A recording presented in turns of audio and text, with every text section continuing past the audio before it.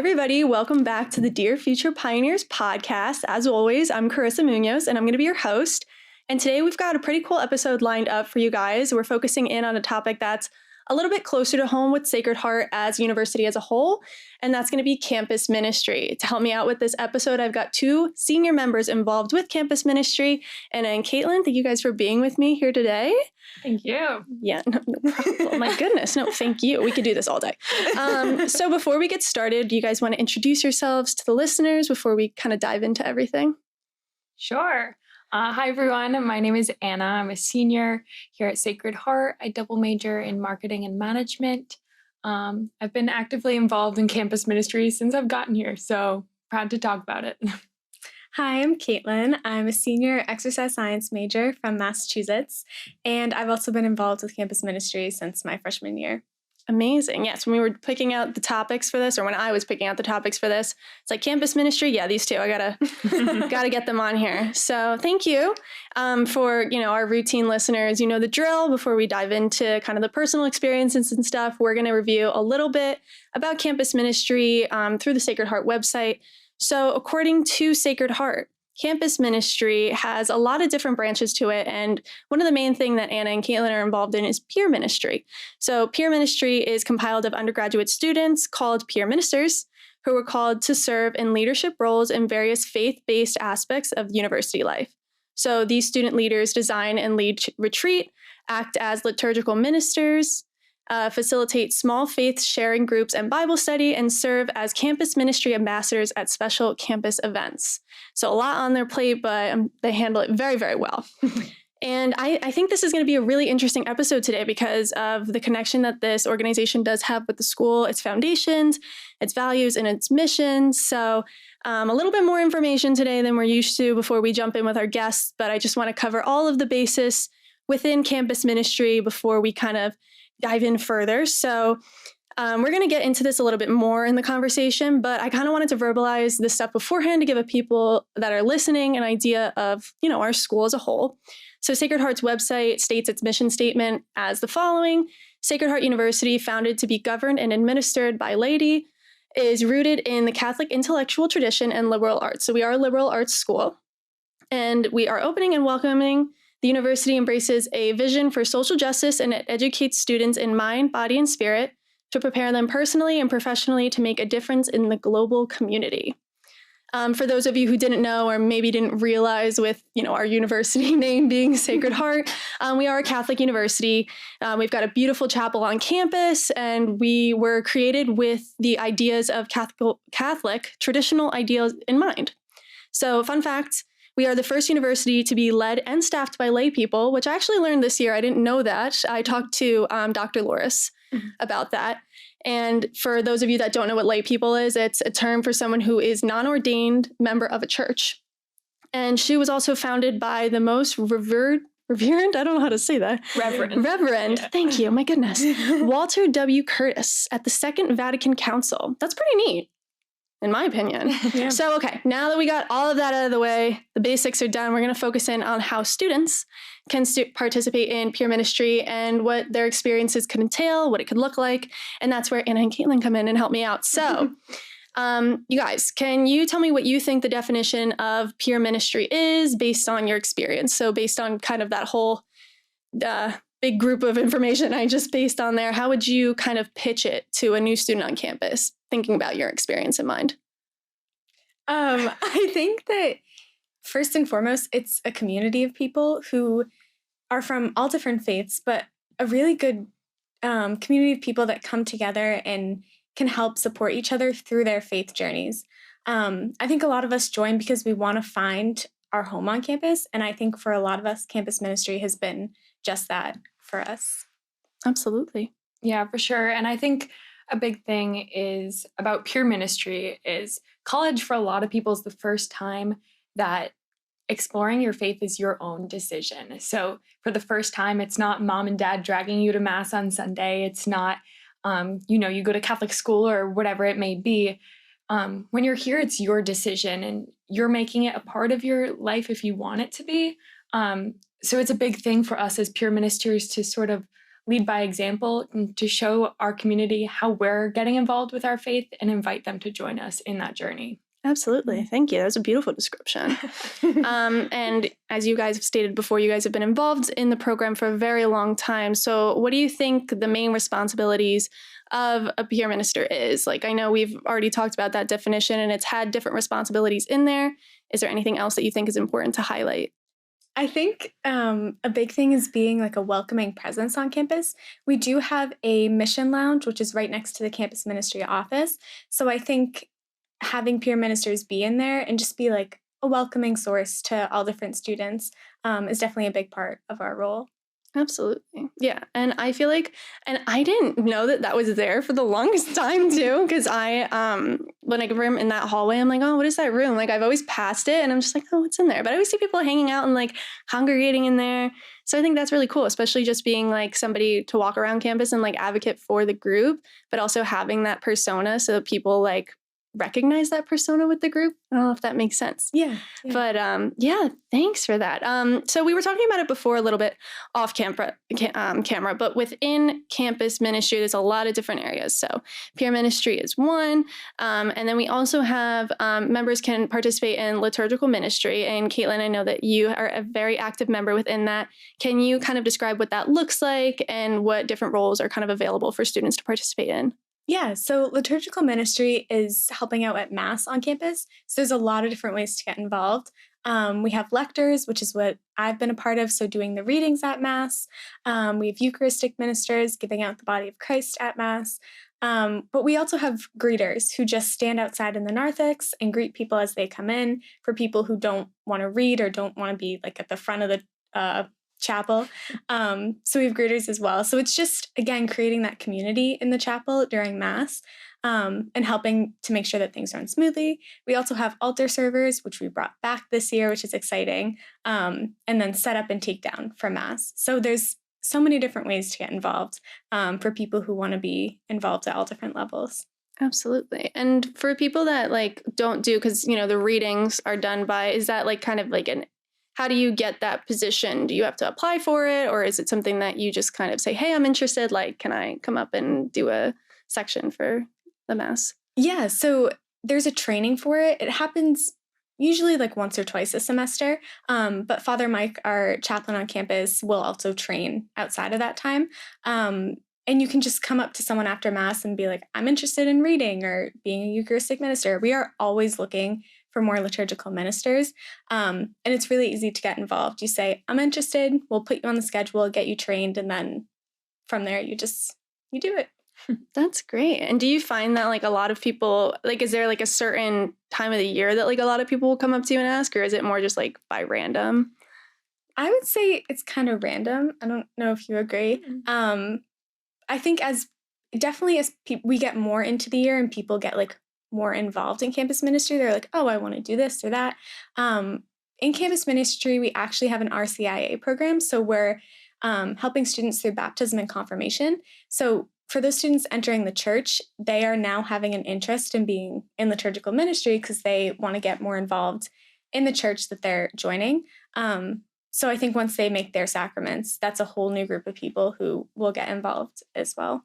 Oh, that's so cool. I didn't know that we had that. Yeah. Is that like a whole program? Because like, okay, so I grew up going to church and doing like CCD. Do you call? I asked this question to somebody the other day. Sorry, this is going to be totally sidetracked. But I was like, yeah, I went to CCD growing up, and they're like, what's that?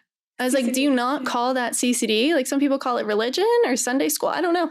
I was like, I thought everybody called it CCD. I was just sitting there like, oh, I feel okay. But would you say, so I went through that whole process. I got communion and then confirmation. So how does that like work for somebody going through that program here? Yeah, so we started it last year. So this is our second year doing it. And anyone who's interested, again, usually goes up to Father Mike or Devin or Colin and it's like, I'm interested in becoming baptized. Or for the confirmation kids, they've been baptized, they've gotten their first communion, but they weren't really ready to get confirmed like back in high school or when they were younger. So now they're making that decision to get confirmed. And we hold weekly classes with them. And we just talk about everything in the Catholic faith, kind of like a crash course every Sunday. And we walk with them in their faith journey, and they are getting confirmed in April this year. So baptism, First Communion, confirmation is happening in April. So yeah, people are just like, I want to receive my sacraments. We put the class together and we teach them every week up until April. That's very cool. And is that something that like peer ministry can participate in? Like, do you have experience within this program, Anna? Yeah, actually, as a pillar, so within the peer ministry team, there's different pillars. And this is sort of the group of what your responsibility is and what your tasks are that you do as part of the team. So one is the faith formation pillar, which Kaitlin here is a part of. And they're sort of, teaching those classes. So it's really cool that like to have students teaching students. So another big aspect of that peer ministry mindset. Yeah. No, I think that's really cool. I like students teaching students because I have talked about this before, but sometimes I feel like, especially our age, like we receive information or like we'll take in information a little bit better if it's someone closer to your age. I don't know why that is, like psychologically, but like I think that's really cool because you've been through it before recently, and you're helping your fellow peers follow that faith journey. I think that's really cool. I didn't know we had that. You learn something new every single day. It doesn't matter what year you are. I'm a senior learning things every single day. I swear. But yeah, thank you for sharing. Yeah. And another huge thing that I think about when it comes to campus ministry, peer ministry, are the retreats that are available. And correct me if I'm wrong. Didn't you guys like meet freshman year or become closer friends through retreat? Okay, that's not my story to tell, so I'll let them tell that. But you guys want to explain those retreats to everybody? Yeah, so retreats are kind of my favorite thing, like ever. Definitely a huge part of my Sacred Heart experience. So every year we have the freshman retreat, and so we'll invite all of our first-year students to sign up, and this is a great way to get involved in campus ministry. And so we'll go away to a retreat center. Usually we'll pick a place about an hour or so from campus.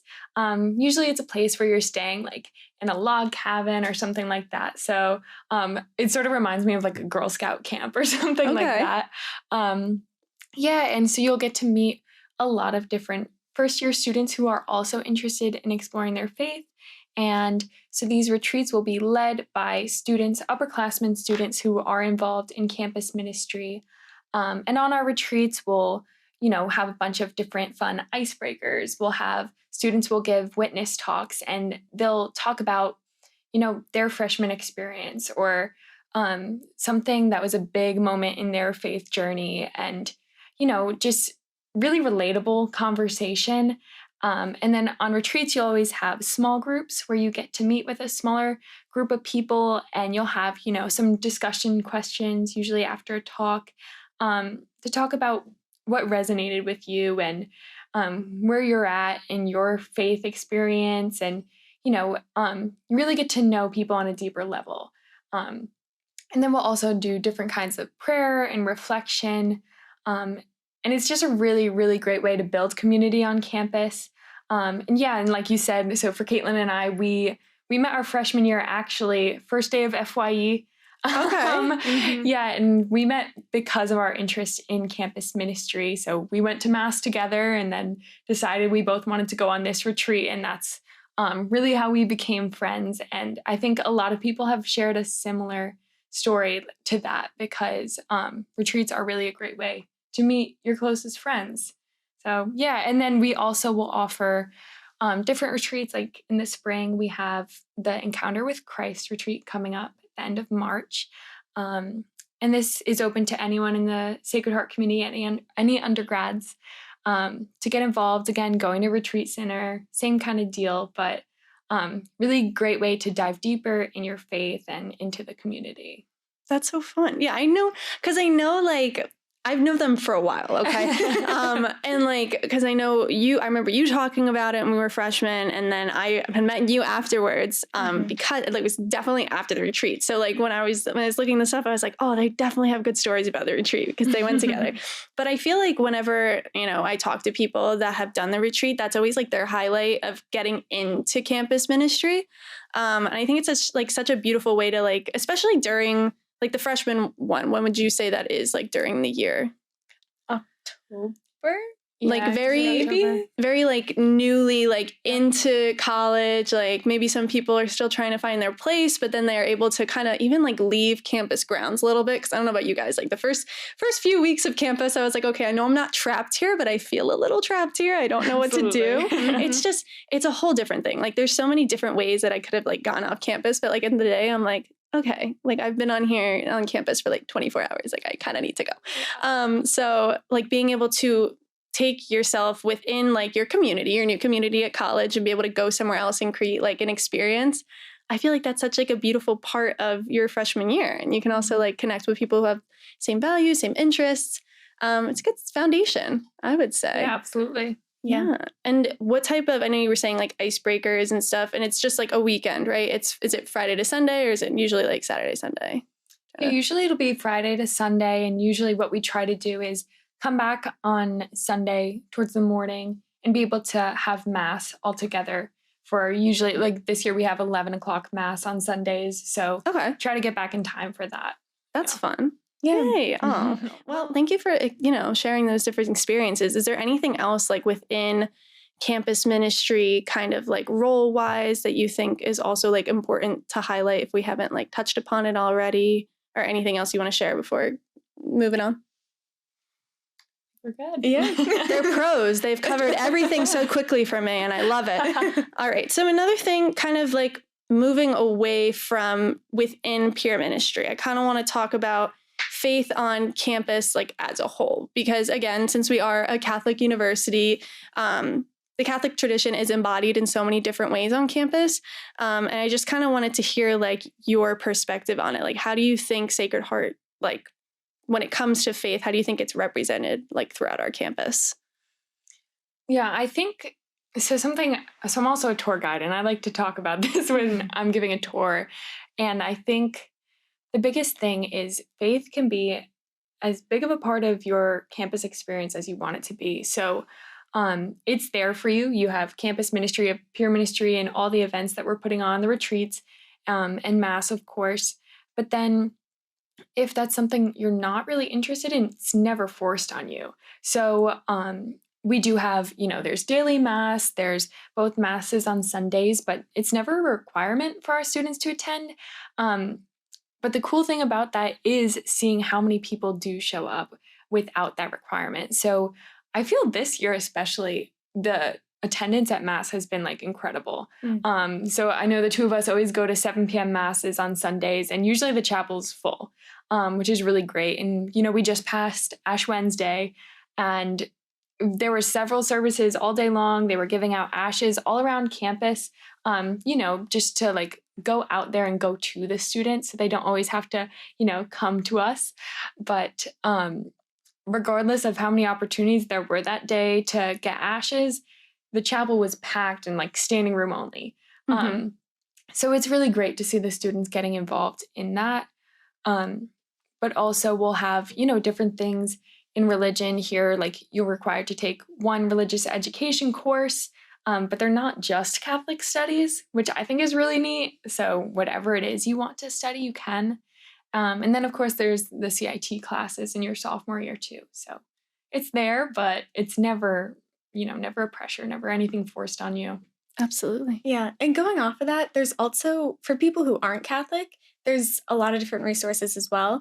Obviously, we're a Catholic institution, but not everyone has to be Catholic to come here. And we have resources for students who aren't and still want to have their faith journey. Within the campus ministry office, we have different interfaith chaplains available as well. We have Rabbi Josh, Imam Ghazi, Reverend Sarah, Shimbo. All different faiths are represented. We also have events called Interfaith Amigos, where different chaplains get together and there's a topic that's discussed. So then you have chaplains from different faiths discussing a topic all together. So you get to see like that different perspective from different faiths, which is really cool. But yeah, we definitely have resources for students of all faiths to come to. That's very cool. What is that called? Interfaith Amigos? Interfaith Amigos. Yeah, that's like one of my favorite events we do too. It's actually also counts as a colloquia event. Really? For students who need that. But no, it's the coolest thing because even though these chaplains, I mean, they're foundation, and their religions all like clash. Their beliefs don't really align most of the time. They're still the best of friends. So that's why it's called the Interfaith Amigos. And it's definitely, cool to see the different perspectives. And we encourage students at the event to also like get involved. So we usually will sit in a circle and just talk. And actually, I'll give you a little sneak peek. We're planning our next Interfaith Amigos. And we're like, let's talk about some kind of hot topic. Okay. So we're actually going to have one. We're going to talk about abortion, and we're going to talk about how the different religions look at that, and just get everyone's opinion and see how it goes. But it's really cool, and the chaplains here encourage you to just get involved and talk to each of them and just learn about the different religions, because they're here, so you might as well explore it. So yeah, thank you for sharing. You heard it here first. What's the next topic? So sneak peek. I love that. Honestly, whether it be like within religion or outside of religion, I feel like people just don't talk anymore. I don't know what it is. I feel like people are just so scared of like stepping on people's toes or like saying the wrong thing. Mm-hmm. And that can be with literally any topic that comes to mind.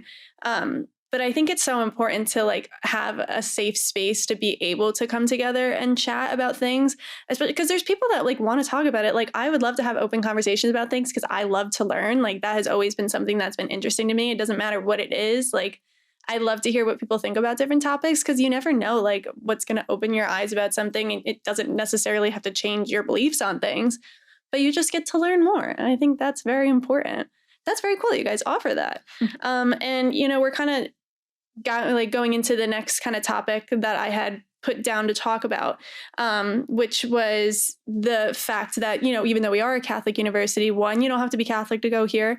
And two, you don't have to really like embrace your faith on the same levels as everyone else does. So Anna had mentioned it, the CIT course. So we do talk about it in our first year experience class, talking about kind of like our academic core and the CIT seminar classes. For those unfamiliar with Sacred Heart's kind of trajectory with academic courses, CIT is an academic signature common core, so that means it's required, that provides students with an understanding of the roots and development of the Catholic intellectual tradition, and provides students with different texts between different writers, thinkers, artists, etc., that ask fundamental questions about God, humanity, nature, and society. So this class isn't a religion class. It honestly feels more like an hour and 15 of just discussion based on like what I remember.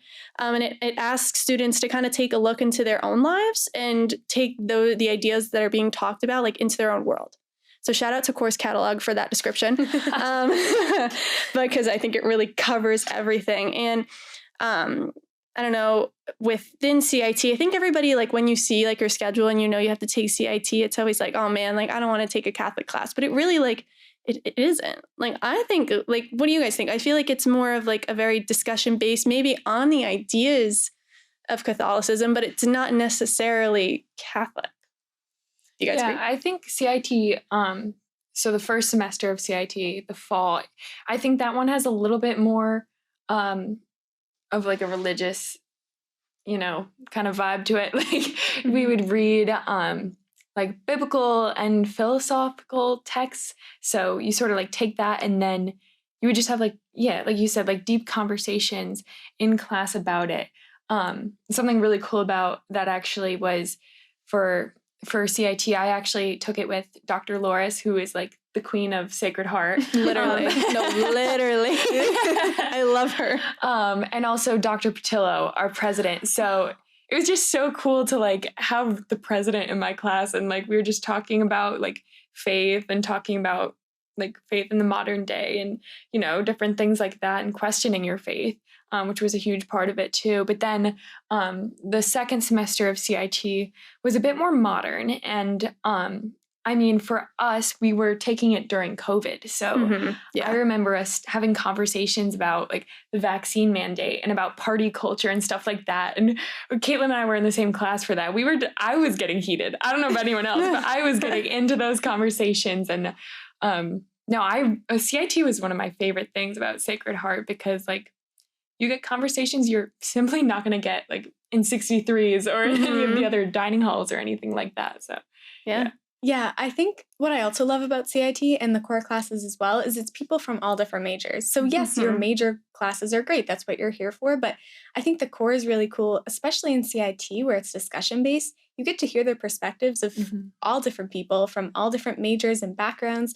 So the discussions are really, really interesting that we have in those classes. Definitely. Yeah, I feel like especially like as everything that you get involved in here, like that class is really what you get out of it is what you put into it. Because the people that'll sit there and like really take into the conversation and be like, even like questioning some points that are brought up, like, oh, can you explain that a little bit more? Like, I just want to hear your perspective, or I don't really agree with that. Like, and here's why.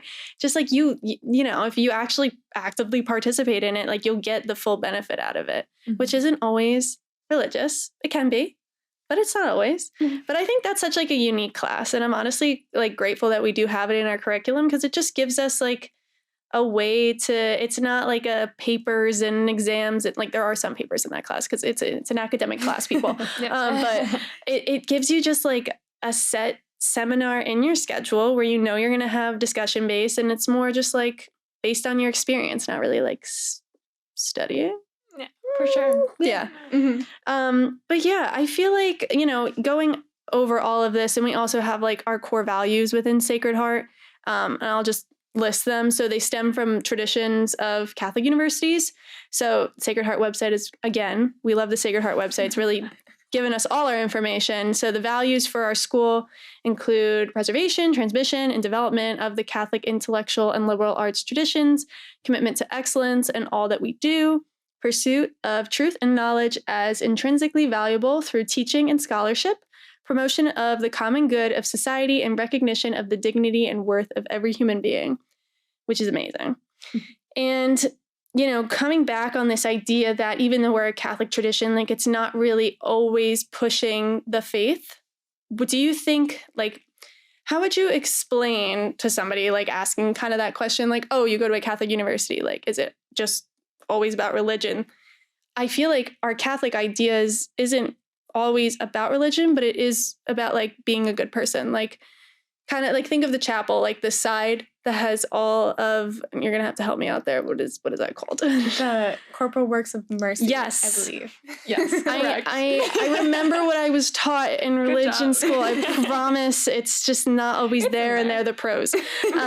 So how do you think that like Sacred Heart takes the Catholic intellectual tradition and kind of shares it to its students on a basis of like being a good person, or like just like a standard basis of like the ideas behind practicing faith outside of like, here's a religion and let's talk about it and let's like incorporate it? It's kind of a busy question.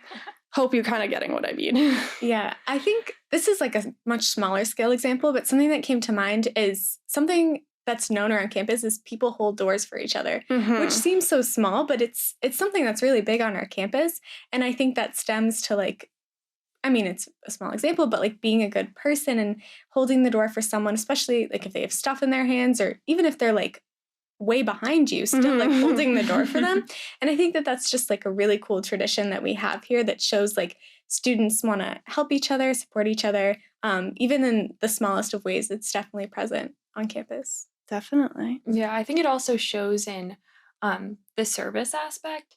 Again, so community service is sort of separate entity from campus ministry, but they, you know, we usually do combine a lot. But service is huge here at Sacred Heart. Like students like freshman year will get involved with the Pioneer Service Grant, and they'll go to community connections. And just beyond that, we have connections with, for example, Nourish Bridgeport. So Reverend Sarah, who's our Protestant chaplain, founded Nourish Bridgeport. And so that's one place a lot of our students will go and get involved in giving back to our community because, I mean, face it, there's a lot of people in this area that they need help. They need our support. And the Sacred Heart community absolutely does that. And so I think that's another huge thing. And through clubs as well, like we have Best Buddies and I mean, sorority and fraternity life, they're always giving back to, you know, their philanthropies and whatnot. So giving back is definitely a huge thing here at Sacred Heart. Yeah, no, I totally agree. I think when I think of our student body, I think we're such like a very unique kind of group because there is so much that you can get involved in. And there's so many different things that you can spend your time doing.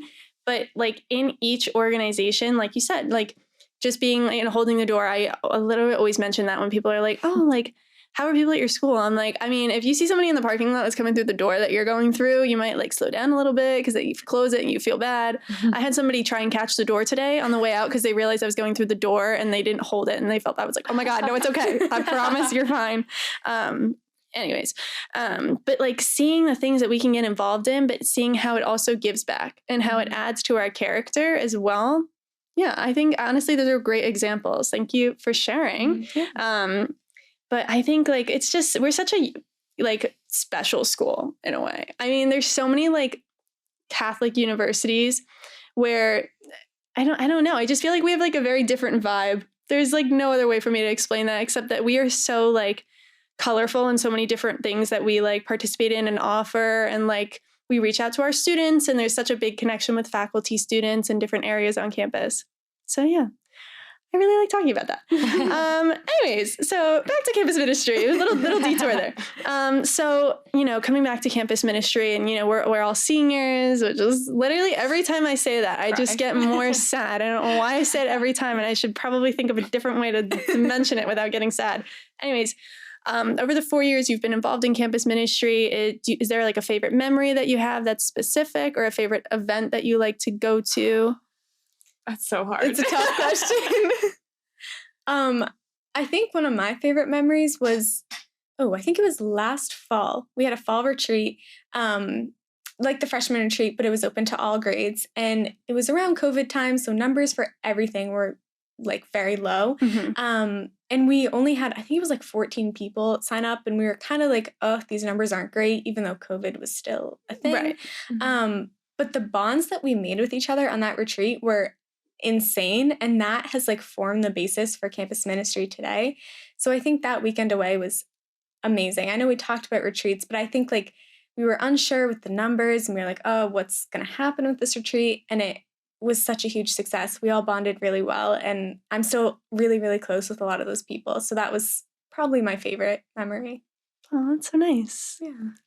Yeah, I think for me, it's really just, the people I've met from campus ministry. I mean, obviously, Kaitlin, she's all right.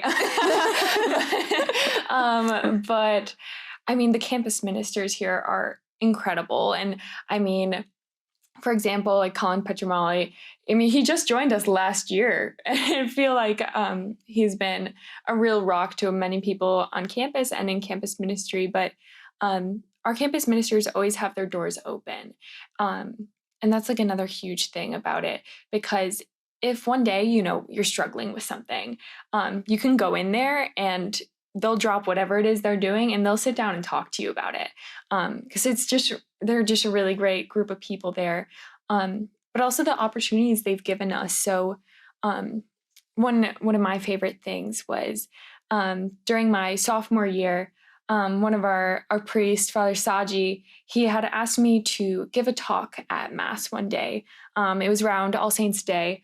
And he asked me to give this speech that I'd given on a recent retreat where I sort of talked about growing up as someone involved in my faith, involved in my religion, going to public school, and a lot of the struggles I faced with that. You know, I was bullied, and still to this day, I have people like cast judgments on me because I'm involved in my religion, and just how to power through that. So I gave a talk on that, and he asked me to give the same talk at Mass. So I was so nervous, but I got up there after he gave a short homily, and I told my story to the chapel. And, afterwards, I kind of just like sat down and I was like, God, I hope that something I said resonated with somebody in there that night. And then actually somebody reached out to me through an Instagram DM that night. And they were like, hey, like this might be super weird that I'm DMing you right now, but I heard you at Mass tonight and what you said like really resonated. And, then we just kept talking. And now this person is like one of my closest friends, and they've also gotten involved in campus ministry with us. So I think just being able to get involved, being able to be a leader through campus ministry and helping other people find that as well has been just so rewarding. And, I feel like I've experienced so much growth and really been able to grow as a Catholic and as a leader and just a person through my experiences with campus ministry. That was beautiful. Thank you for sharing. Yeah. Oh, I'm so glad that, I know every time, like whenever you like go up there and you're talking about something personal, you're like, oh man, I really hope someone like is like me. Yes, I felt that. Yeah. So I'm so glad that that person also felt like, especially for you, like being able to read that and feel like reassurance, like, okay, like what I said, like somebody, connected with that. Absolutely. Some other people might have too, but they might have just been like shy or didn't want to slide into the DM. The modern days of communication. Yes. But yeah, honestly, like I like what you said about like student leadership, like within everything that you can get involved in at campus. And I'm going to sound like a broken record by the end of this podcast. There's so many different ways to use like your skills to get involved in something that you love. Because like I've said in other podcasts before, like you might be okay with just being a member and like being involved on the basis of being there and being involved and just kind of like, examining your surroundings and taking in what other people are saying. And then there's other people who want to have that leadership role and take that within like campus ministry is such a large role that I feel like you can impact so many people and not even realize it. So I like, even with the one speech that you were so nervous about, but that brought someone into campus ministry. Mm-hmm. And you never know like what more could happen from you just taking a leadership position within anything that you're involved in. Yeah, for sure. And like in campus ministry, we definitely encourage anyone who is interested in it, like come on in and like take lead. I mean, our freshman year too, two of us little freshmen were like, oh, like we went up to the campus minister and we're like, hey, we really want to do like, we'd love to see campus ministry do this event. And she was like, do it. And she let us lead these events. And so right from freshman year, we were in there, we were leading events. And then here we are in our junior and senior year, we got to be co-captains of the peer ministry team. So it's been really awesome how many, again, just the experiences we've been given here. So. Yeah, absolutely. I feel like I've also learned so much just from you guys talking. So thank you so much for sharing, because that's another thing. Like I know nobody can be involved in everything here. Right. But again, like I said, I really like to learn. So like I love hearing about this, and just like now I understand your experience from Sacred Heart just a little bit better, which is great. And finally, kind of like coming to a closing point for anybody that's going to be an incoming freshman, or, we'll do incoming freshmen first. If, you see campus ministry and you want to get involved, like what advice would you give them when coming into the school? I think the first thing that came to mind was stop by the office, because we have Colin, Devin, Father Mike, and so many other people in the office as well. But let them know that you want to get involved, what you want to be involved in, and they'll get you in contact with the right person. It's very easy to get involved with everything that we've been talking about. So yeah, don't be afraid. Everyone is so friendly in that office. So stop by, tell them I'm interested in this, or I don't know what I'm interested in, but I want to get involved. And they will point you in the right direction for sure. Yeah, that's great. Yeah. Also, I mean, you don't have to be an expert is a big thing to me. So I am no expert in, the Catholic faith or anything like that. It's something that's a big part of my life, and my faith is really important to me, but there's a lot that I don't know. There might be things I disagree with my faith, but so like, don't feel like you have to be perfect and you don't have to know everything. So no matter where you're at, no matter what your connection is with God, if you believe in God, whatever God is to you, whatever it may be, if this is something that you have even the slightest bit of interest in, come on out and come to a retreat, come talk to us, come to our events.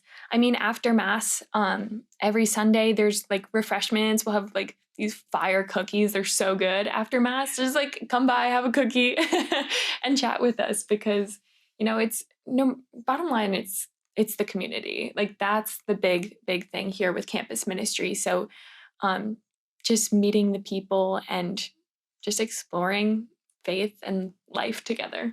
Yeah. And then anybody who, maybe has been going here for a while, happens to stumble across this podcast. I'm always like, what if somebody finds it? Who knows? What would you kind of tell them if they're like worried that, it's too late, quote unquote, too late to get involved? It's never too late to get involved. So the peer ministry team is like the student-led team that you have to apply for.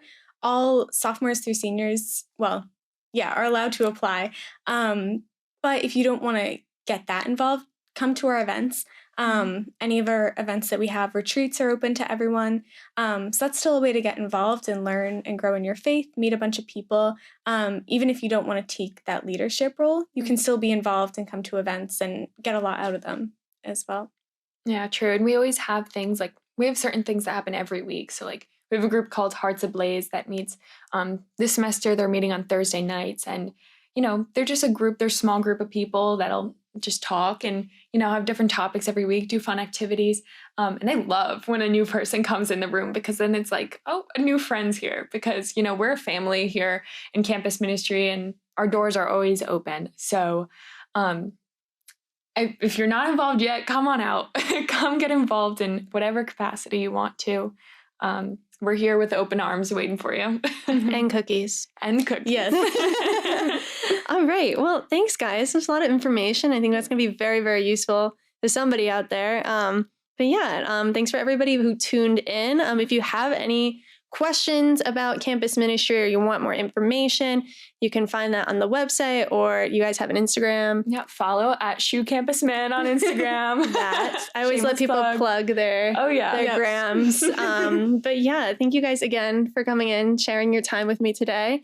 And for everybody who tuned in, I hope that you enjoyed, and I will see you next time for the next episode. So enjoy the rest of your day.